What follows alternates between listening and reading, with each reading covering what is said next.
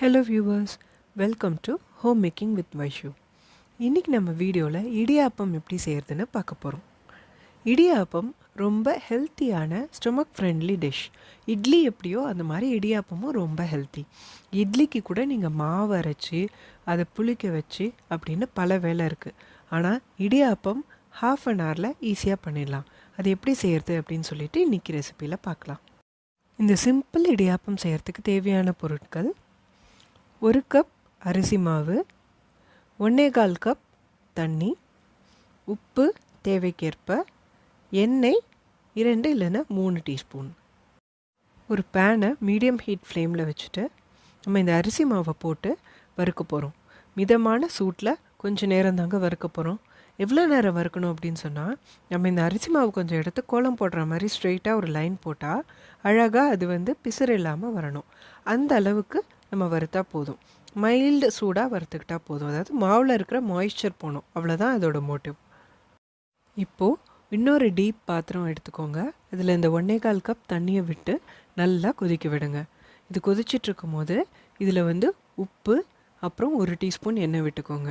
இந்த உப்பு கரைஞ்சதுக்கப்புறமா இப்போ நம்ம வறுத்து வச்சுருந்த அரிசி மாவை கொஞ்சம் கொஞ்சமாக இதில் போட போகிறோம்.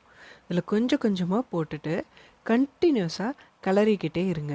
இது ஏன் நம்ம கண்டினியூஸாக கிளறணுன்னா, கட்டி தட்டினா நமக்கு இடியாப்பம் புழியும் போது சரியாக வராது. ஸோ அதனால் கண்டினியூஸாக கிளறிக்கிட்டே இருக்கணும். இப்போ இந்த அரிசி மாவெல்லாம் அந்த தண்ணியை அப்சர்வ் பண்ணி நல்லா கம்பைன் ஆகி வருது. இப்போ இந்த ஸ்டேஜில் இதை நம்ம ஆஃப் பண்ணிடலாம். நம்ம கிளறி வச்ச மாவு இப்போ கை பொறுக்கிற சூட்டுக்கு நல்லா ஆறி இருக்குது. இது நல்லா தண்ணி தெளித்து பிசைஞ்சிக்கலாம்.